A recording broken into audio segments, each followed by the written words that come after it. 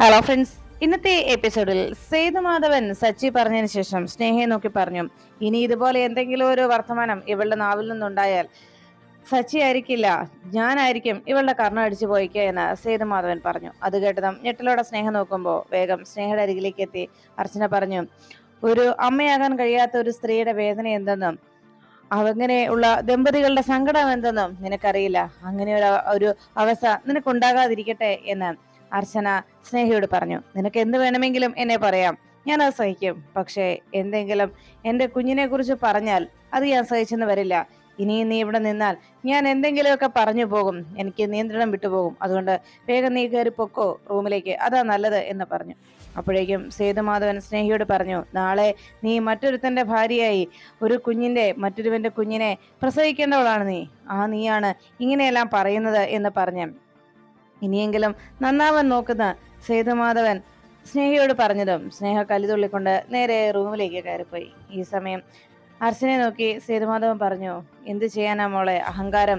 അതുകൊണ്ട് അഹങ്കാരം മൂത്ത് അവക്ക് ഒന്നും മനസ്സിലാക്കാനോ തിരിച്ചറിയാനോ കഴിയാത്ത അവസ്ഥയിലാണ് എന്ന് പറഞ്ഞപ്പോ അർച്ചന പറഞ്ഞു, സാരമില്ല ചാ എന്ന് പറഞ്ഞ് കുഞ്ഞിനെ അർച്ചന വാങ്ങിച്ചു. ആ കുഞ്ഞുമായിട്ട് അർച്ചന പോകാൻ തുടങ്ങുമ്പോൾ സേതുമാധവൻ പറഞ്ഞു, മോളെ, നിങ്ങൾ രണ്ടുപേരും ഈ കുഞ്ഞിനെ സ്വന്തം കുഞ്ഞായി നിങ്ങൾ ഏറ്റെടുത്തു കഴിഞ്ഞു. ഞാനും എൻ്റെ കുഞ്ഞായി, എൻ്റെ പേരക്കുട്ടിയായി ഈ കുഞ്ഞിനെ സ്വീകരിച്ചു. അതുകൊണ്ട് ഈ വീട്ടിൽ എന്തൊക്കെ സംഭവിച്ചാലും നിന്റെ സന്തോഷം മാത്രമാണ് അച്ഛൻ ഏറ്റവും വലുത്.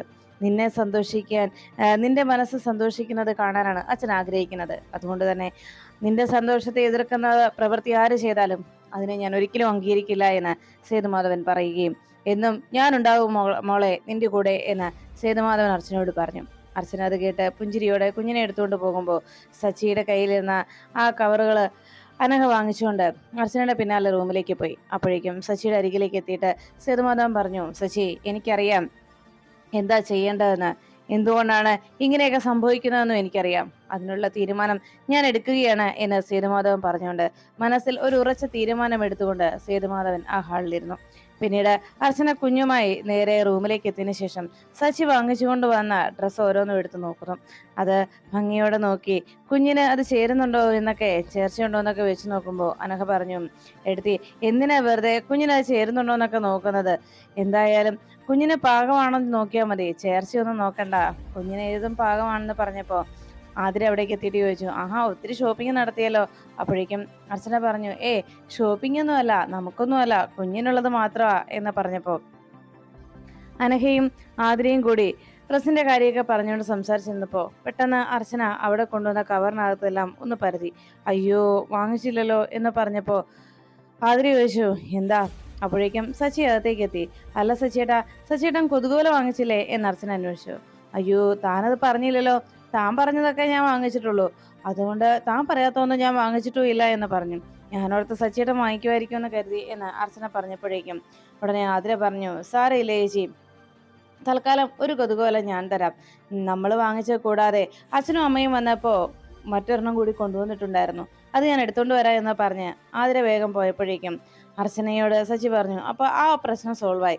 ഉടനെ തന്നെ അനക്ക് ചോദിച്ചു, അല്ല, എന്തിനാ എടുത്തി ഇവിടെ കൊതുകുവല, അതിന് കൊതുകിന്റെ ശല്യമൊന്നും ഇല്ലല്ലോ എന്ന് ചോദിച്ചപ്പോ അർച്ചന പറഞ്ഞു, അല്ല, കൊതുക് കുത്തുന്ന കാര്യമല്ല, മറ്റൊരു പ്രാണികളും കുഞ്ഞുറങ്ങി കിടക്കുമ്പോ കുഞ്ഞിനെ ശല്യം ചെയ്യരുത്, അതാ എന്ന് പറഞ്ഞതും ഉടനെ സച്ചി പറഞ്ഞു, അനഘെ, നിനക്ക് കുഞ്ഞിനെ കുറിച്ച് എന്ത് സംശയമുണ്ടെങ്കിലും ദാ അർച്ചനയോട് ചോദിച്ചാൽ മതി, ചിൽഡ്രൻ സ്പെഷ്യലിസ്റ്റ് അല്ലേ എന്ന് പറഞ്ഞപ്പോ ഇത് കേട്ട ഉടനെ തന്നെ സച്ചിയോട് അർച്ചന നോക്കിയിട്ട് പറഞ്ഞു, പോ സച്ചിയേട്ടാ, വെറുതെ എന്നെ കളിയാക്കാതെ എന്ന് പറഞ്ഞപ്പോ ആതിര കുഞ്ഞിനുള്ള കൊതുക് വലയുമായിട്ട് നേരെ അർച്ചനയുടെ അരികിലേക്ക് എത്തി. ദാ ചേച്ചി എന്ന് പറഞ്ഞ് അർച്ചനയുടെ കയ്യിലേക്ക് ആ കൊതുകുവല നൽകി.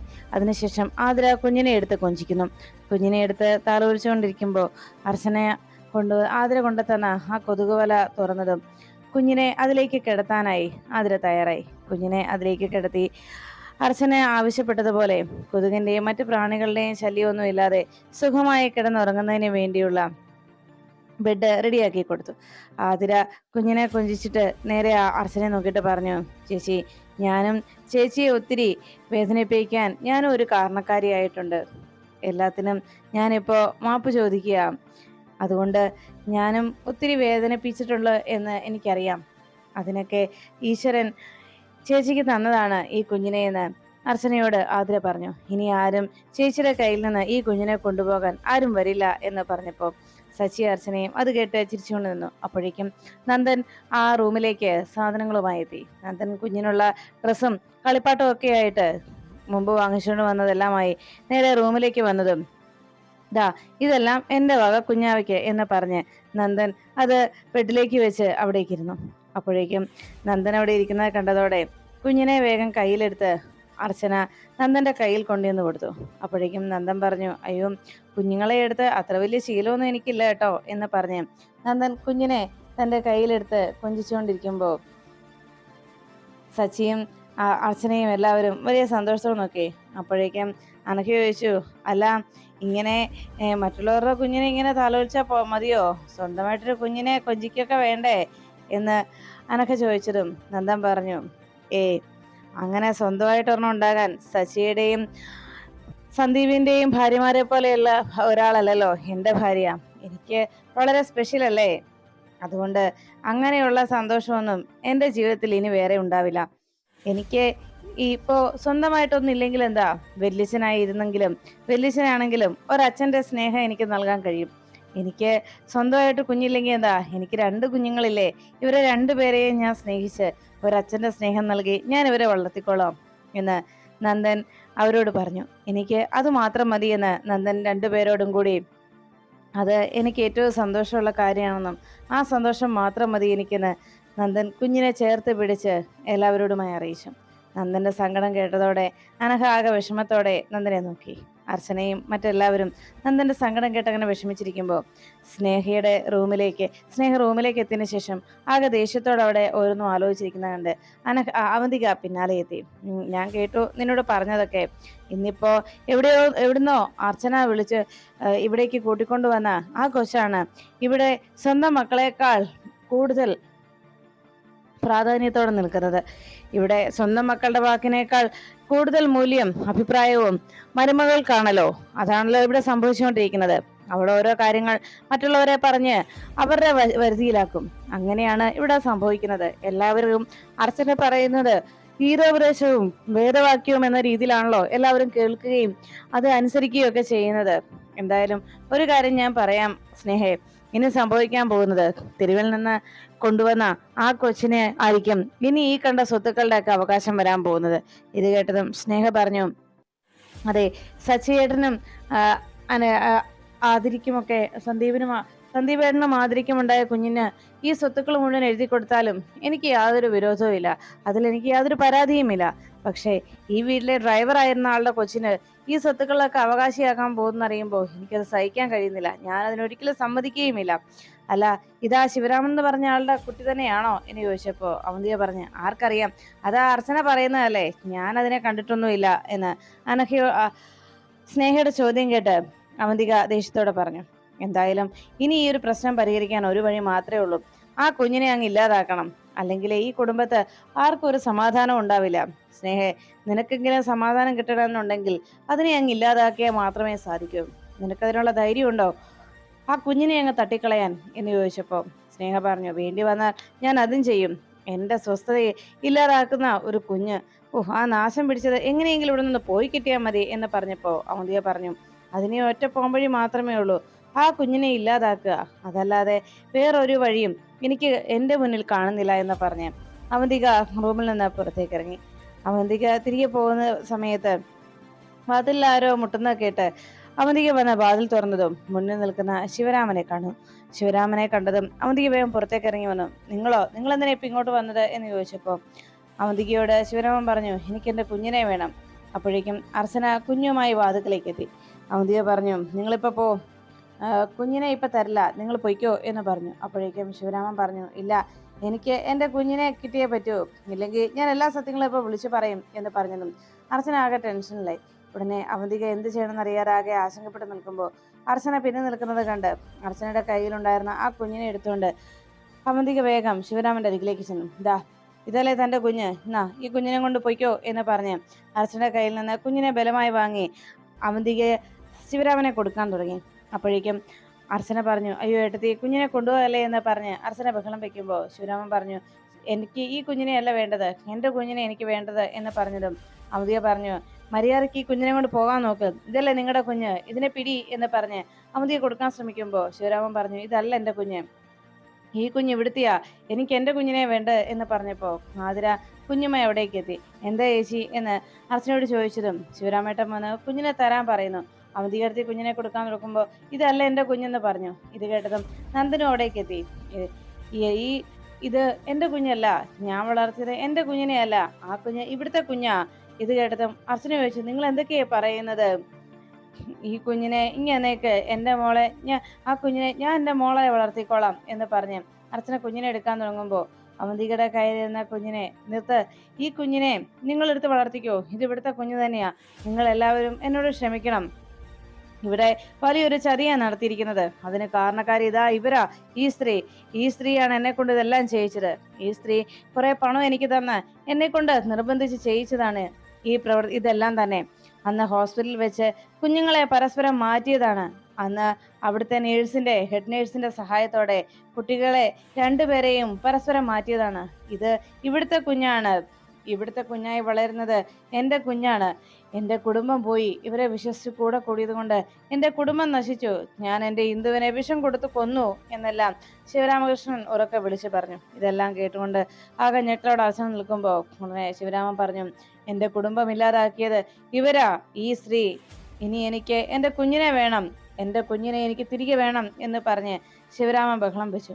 അപ്പോഴേക്കും ആദിയുടെ കയ്യിലിരിക്കുന്ന ഈ കുഞ്ഞാണ് എൻ്റെ കുഞ്ഞ് എന്ന് പറഞ്ഞ് ശിവരാമൻ ഒച്ചവെച്ചതും അർച്ചന ആകെ ടെൻഷനിലായി. അപ്പോഴേക്കും എന്ത് ചെയ്യണമെന്നറിയാതെ എല്ലാവരും ആകെ അങ്ങനെ പകച്ചു നിൽക്കുമ്പോൾ ആതിരയും അർച്ചനയും ആ സത്യം കേട്ട് വിശ്വസിക്കാനാകാതെ അങ്ങനെ നിൽക്കുമ്പോൾ ശിവരാമൻ പറഞ്ഞു, ഇത് എൻ്റെ കുഞ്ഞാ, അതാ എൻ്റെ കുഞ്ഞ് എന്ന് പറഞ്ഞ് ശിവരാമൻ വേഗം ആദിയുടെ കയ്യിലിരുന്ന കുഞ്ഞിനെ പിടിച്ചു വാങ്ങിക്കുന്നു. ഉടനെ തന്നെ അർച്ചന ചോദിച്ചു, എന്താ ശിവരാമേട്ട ഈ പറയുന്നത്? ഉടനെ നന്ദൻ ശിവരാമന്റെ അരികിലേക്ക് വന്നിട്ട് ചോദിച്ചു, സത്യം പറയടാ, എന്താടാ ഇവിടെ സംഭവിച്ചത് എന്ന് ചോദിച്ചതും, ഞാൻ പറഞ്ഞതെല്ലാം സത്യമാ സാറേ, ഈ സ്ത്രീ ഇവര് കാരണമാ ഞാനിതെല്ലാം ചെയ്തത്. എനിക്ക് പണം തന്ന് ഇവരെന്നെ പ്രലോഭിപ്പിച്ചപ്പോ ഞാൻ അതിൽ വീണുപോയി. എൻ്റെ കുഞ്ഞിനെ ഈ വീട്ടിലിരുത്തിയിട്ട് ഇവിടുത്തെ കുഞ്ഞിനെയാണ് എനിക്ക് തന്നത്. എനിക്ക് എൻ്റെ കുഞ്ഞിനെ തിരികെ വേണം, എനിക്ക് എൻ്റെ കുഞ്ഞിനെ വേണം സാറേ എന്ന് പറഞ്ഞ് നന്ദന്റെ മുന്നിൽ ശിവരാമൻ ബഹളം ഉണ്ടാക്കി. പിന്നീട് ആതിരയുടെ കയ്യിലിരുന്ന കുഞ്ഞിനെ ശിവരാമൻ ചെന്ന് ബലമായി പിടിച്ചു വാങ്ങി. എൻ്റെ പൊന്നു മോളെ, ഇനി മറ്റാർക്കും ഞാൻ വിട്ടുകൊടുക്കില്ല എന്ന് പറഞ്ഞ് ശിവരാമൻ ആ കുഞ്ഞിനെ എടുത്ത് നെഞ്ചിലേക്ക് ചേർത്ത് പിടിച്ച് കുഞ്ഞിന്റെ കവളത്ത് മാറി മാറി ഉമ്മ കൊടുത്തു. ഞാൻ പോവാ, എൻ്റെ കുഞ്ഞിനെയും കൊണ്ട് ഇനി ആരും എൻ്റെ കുഞ്ഞിന്റെ പിന്നാലെ വരരുത്, ഇനി ആരും വരരുത് എന്ന് പറഞ്ഞ് ശിവരാമൻ ആ കുഞ്ഞിനെ എടുത്തുകൊണ്ട് ആ വീടിന് വിട്ട് ഇറങ്ങി. ഈ കാഴ്ച കണ്ടതോടെ ആതിര വേഗം അവന്തികയുടെ കയ്യിലിരുന്ന കുഞ്ഞിനെ വാങ്ങിച്ച് ആ കുഞ്ഞിനെ തന്റെ നെഞ്ചിലേക്ക് ചേർത്ത് പിടിച്ച് കുഞ്ഞിനെ കുഞ്ചിച്ചു. ഈ സമയത്ത് തൊട്ടരികിൽ നിന്ന അവന്തികയുടെ കഴുത്തിന് കുത്തിപ്പിടിച്ചു നന്ദൻ. എന്താടി നീ ചെയ്തത്? ഇതിനെല്ലാം കാരണക്കാരി നീയല്ലേടി എന്ന് ചോദിച്ച് അവന്തികയുടെ കർണം അടിച്ചു പോയിക്കുന്നു. നന്ദേട്ടാ, ഞാൻ എന്ന് പറഞ്ഞത് നീയാണ് ഇതിനെല്ലാത്തിനും കാരണക്കാരി എന്ന് പറഞ്ഞ് അവന്തികയുടെ കർണത്തടിക്കുമ്പോൾ പെട്ടെന്ന് സ്വപ്നത്തിൽ നിന്ന് ഞെട്ടിയുണർന്നു അവന്തിക. തൊട്ടരികിൽ കിടന്നുറങ്ങുന്ന നന്ദനെ ഒന്ന് നോക്കിയതിനു ശേഷം താൻ കണ്ട ദുസ്വപ്നത്തിൽ നിന്ന് വല്ലാത്ത ഭയത്തോടെ അവന്തിക ചാടി എഴുന്നേറ്റു. ഭയം കാരണം അവന്തിക എന്ത് ചെയ്യണമെന്നറിയാതെ ആകെ ആശങ്കപ്പെട്ടു. ഉടനെ തന്നെ തന്റെ ഫോൺ എടുത്ത് ധനുഷിന്റെ ഫോണിലേക്ക് വിളിച്ചു. ധനുഷ്, നീ എവിടെയാ എന്ന് ചോദിച്ചിട്ടും എന്താ കാര്യം എന്ന് അന്വേഷിച്ചപ്പോൾ എനിക്ക് ഉടനെ കാണണം എന്ന് പറഞ്ഞു. ധനുഷ് പിന്നെ 2 ദിവസം കഴിഞ്ഞിട്ട് മറ്റോ കാണാമെന്ന് പറഞ്ഞതും അവന്തിക പറഞ്ഞു, പറ്റില്ല, എനിക്ക് അർജന്റായിട്ട് കാണണം എന്ന് അവന്തിക നിർബന്ധം പറഞ്ഞ് ഫോൺ വെച്ച് പിന്തിരിഞ്ഞു നോക്കുമ്പോൾ ബെഡിൽ ഉറങ്ങിക്കിടന്നിരുന്ന നന്ദൻ എഴുന്നേറ്റ് അവന്തികയെ നോക്കിയിരിക്കുന്നത് കണ്ടു. അവന്തിക ഞെട്ടലോടെ നന്ദനെ നോക്കി. നീ ഇവിടെ കിടന്ന് ഉറങ്ങുകയായിരുന്നല്ലോ, നീ എപ്പോൾ എഴുന്നേറ്റ് ഈ ഫോൺ ചെയ്യാൻ പോയത് എന്ന് അവന്തികയോട് നന്ദൻ ചോദിച്ചു. അത് പിന്നെ എനിക്ക് എൻ്റെ ഒരു സുഹൃത്തിനെ വിളിച്ചതാണ്, അല്ലാതെ ഞാൻ ഒരു രഹസ്യമൊന്നും പറഞ്ഞല്ല എന്ന് നന്ദനോട് അവന്തിക അറിയിച്ചു. ഉടനെ നന്ദൻ ചോദിച്ചു, അല്ല ഈ പാതിരാത്രിയിൽ നിനക്ക് ഏത് സുഹൃത്തിനെ വിളിക്കാനാണ് എന്ന് ചോദിച്ചപ്പോൾ അവന്തി ചോദിച്ചു, അല്ല എന്താ എനിക്കൊരു ഫോൺ ചെയ്യാനുള്ള സ്വാതന്ത്ര്യം പോലും ഇല്ലേ, എന്താ നന്ദേട്ടന് എന്നെ വിശ്വാസമില്ലേ എന്ന് ചോദിച്ചപ്പോൾ നന്ദൻ പറഞ്ഞു, ഫോൺ ചെയ്യാനുള്ള സ്വാതന്ത്ര്യം ഇല്ലാഞ്ഞിട്ടൊന്നും അല്ല, എന്തായാലും നിന്റെ ഈ പ്രവൃത്തി ആയതുകൊണ്ടാ എന്ന് പറഞ്ഞ് നന്ദൻ വേഗം അരികിലേക്ക് വന്ന അവന്തിയുടെ കയ്യിൽ നിന്ന് ആ മൊബൈൽ ഫോൺ പിടിച്ചു വാങ്ങി. മൊബൈൽ ഫോൺ നന്ദൻ വാങ്ങിച്ചതോടെ അവന്തിയുടെ മുഖത്താകെ ടെൻഷനായി. എന്താ നിന്റെ മുഖമാകെ വല്ലാതെ ടെൻഷനോടെ നിൽക്കുന്നത്, നിനക്കാകെ ഒരു പരിങ്ങല് എന്ന് ചോദിച്ചപ്പോൾ അവന്തിക്ക് ഒന്നും മിണ്ടാതെ നിന്നു.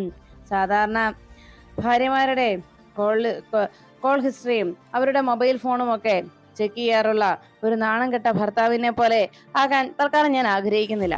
അതുകൊണ്ട് ദാ പിടിച്ചോ എന്ന് പറഞ്ഞ് അവന്തികയുടെ ഫോൺ നന്ദൻ അവന്തികയുടെ കയ്യിലേക്ക് തിരികെ ഏൽപ്പിച്ചു. ഉടനെ അവന്തിക പറഞ്ഞു, അത് ശരി, അപ്പോ നന്ദേട്ടൻ കാണിക്കുന്നത് പോലെ സത്യത്തിൽ സംശയിക്കേണ്ടത് ഞാനല്ലേ? നന്ദേട്ടനല്ലേ ആ സന്ധ്യയെ ഈ ലോകം മുഴുവൻ ചുറ്റി നടത്തിക്കൊണ്ട് പോകുന്നത്? എപ്പോഴും ആ സന്ധ്യയും കൂട്ടി ഈ ലോകം മുഴുവൻ ചുറ്റി നടക്കുന്നത് നന്ദേട്ടനല്ലേ എന്ന് ചോദിച്ചപ്പോ നന്ദൻ പറഞ്ഞു, അതെ, അങ്ങനെ ചെയ്യുന്നുണ്ടെങ്കിൽ അത് നിന്റെ പോരായ്മയാണ്. സ്വന്തം ഭർത്താവ് മറ്റൊരു പെണ്ണിന്റെ പിന്നാലെ പോകുന്നുണ്ടെങ്കിൽ അത് ഭാര്യയുടെ കഴിവുകേട് കൊണ്ട് മാത്രമാണ്. ഈ നന്ദൻ സന്ധ്യയുടെ പിന്നാലെ പോയാൽ അവന്തിക എന്ന നിന്റെ കഴിവുകേട് മാത്രമാണത് എന്ന് നന്ദൻ അവന്തികയെ കുറ്റപ്പെടുത്തും വണ്ണം പറയുമ്പോൾ എല്ലാം കേട്ട് അവന്തിക ആകെ തലകുനിച്ചു നിന്നു. പിന്നീട് എത്രയും വേഗം തന്നെ അർച്ചനയുടെ കയ്യിലുള്ള ആ കുഞ്ഞിന്റെ കാര്യത്തിൽ ഒരു തീരുമാനം ഉണ്ടാക്കണമെന്ന് അവന്തിക മനസ്സിലുറപ്പിച്ച് പിറ്റേന്ന് തന്നെ ധനുഷിനെ കാണുവാനായി എത്തി. സച്ചിയും അർച്ചനയും കുഞ്ഞിനെ താലോലിക്കുകയും ഇനി നമ്മുടെ ജീവിതത്തിൽ ഒരർത്ഥമുണ്ടാവാൻ പോവുകയാണെന്നും ഇനി എന്റെ ജീവിതം തനിക്കും നമ്മുടെ കുഞ്ഞിനും വേണ്ടി മാത്രമാണെന്നും ഒക്കെ സച്ചി പറയുമ്പോൾ അവന്തിക ആ കൊച്ചിനെ കൊല്ലുന്നതിന് വേണ്ടിയുള്ള നീക്കങ്ങൾ എന്താണെന്നതിനെ കുറിച്ച് ചിന്തിച്ചു. അവന്തിക അപ്പോഴേക്കും സേതുമാധവൻ സ്വത്തുക്കളുടെ ഭൂരിഭാഗവും ആ കുഞ്ഞിന്റെ പേരിൽ എഴുതി വെക്കാനുള്ള തീരുമാനം സേതുമാധവൻ എടുത്തു എന്ന വിവരം അവന്തിക അറിയാനിടയായി. അക്കാര്യം അവന്തിക സ്നേഹയോട് വന്ന് പറയുന്നു, ഇനി നീ സൂക്ഷിച്ചു, ഈ സ്വത്തുക്കളുടെയൊക്കെ അവകാശിയാകാൻ പോകുന്നത് എവിടെ നിന്നോ വലിഞ്ഞു കയറി വന്ന ഏതോ തെരുവിൽ കിടന്ന കുട്ടിയാ. എന്തായാലും നിനക്കൊക്കെ ഈ വീട്ടിൽ യാതൊരു സ്ഥാനമില്ലാതാകാൻ പോവാ സ്നേഹേ എന്ന് അവന്തിക സ്നേഹയുടെ മനസ്സിൽ ആ കുഞ്ഞിനോട് പകയുണ്ടാക്കുന്ന രീതിയിൽ സംസാരിക്കുന്നു. അതിനുശേഷം ധനുഷിനെ കാണാനായി എത്തിയ അവന്തിക തന്റെ ആവശ്യം അറിയിച്ചു. എത്രയും വേഗം തന്നെ ആ കുഞ്ഞിനെ ഇല്ലാതാക്കണം, അതിനുള്ള വഴികൾ എന്താണെന്ന് പറയണമെന്ന് ധനുഷിനോട് ആവശ്യപ്പെടുമ്പോൾ ധനുഷ് ചോദിച്ചു, അല്ല, ആ കുട്ടിയെ കൊന്നു കളയണമെന്ന് എന്താ നിനക്ക് നിർബന്ധം എന്ന് ചോദിച്ചപ്പോ അവന്തിക ആ കുഞ്ഞിനെ ആ വീട്ടിൽ വളർത്തിക്കൊണ്ട് നിന്നാലുള്ള പ്രശ്നം എന്താണെന്നും ഇനി ആ കുട്ടിയെ ആ വീട്ടിൽ ജീവിച്ചാൽ ഉണ്ടാകാൻ പോകുന്ന ഭവിഷ്യത്ത് ചിലപ്പോൾ ശിവരാമൻ തിരികെ വന്നാൽ തന്നെ കുറിച്ച് എല്ലാ സത്യങ്ങളും ആ വീട്ടുകാർക്ക് മുന്നിൽ വെളിപ്പെടുത്തും. അങ്ങനെ സംഭവിച്ചാൽ പിന്നെ ഒരിക്കലും ഒരു തിരിച്ചുവരവ് തനിക്കുണ്ടാവില്ല. എന്നേക്കുമായി നെല്ലിശ്ശേരിയുടെ പടി ഇറങ്ങേണ്ടി വരും തനിക്ക്. അതുകൊണ്ട് തന്നെ അതുമാത്രമല്ല, നെല്ലിശ്ശേരിയുടെ സ്വത്തുക്കളുടെ ഭൂരിഭാഗവും ആ കുട്ടിയുടെ പേരിൽ എഴുതി വെക്കാനാണ് സേതുമാധവന്റെ തീരുമാനവും. അതുകൊണ്ട് തന്നെ ആ കുഞ്ഞില്ലാതായാൽ മാത്രമേ ഈ പ്രശ്നങ്ങളെല്ലാം ഒരേപോലെ പരിഹരിക്കാൻ കഴിയൂ എന്ന് അവന്തിക ധനുഷിനോട് അറിയിച്ചു. അങ്ങനെ താൻ മോഹിച്ച സ്വത്തുക്കൾക്ക് മറ്റൊരാൾ അവകാശിയാകാൻ പോകുന്നത് തനിക്കും അത് സഹിക്കാൻ പറ്റുന്ന കാര്യമല്ല എന്ന് ധനുഷ് മനസ്സിലുറപ്പിക്കുകയും ഉടൻ തന്നെ അർച്ചന വളർത്തുന്ന ആ കുഞ്ഞിന്റെ കാര്യത്തിൽ ഒരു തീരുമാനം ഉണ്ടാക്കണമെന്ന് മൂർത്തിയെ നോക്കി ധനുഷ് പറയുന്നു.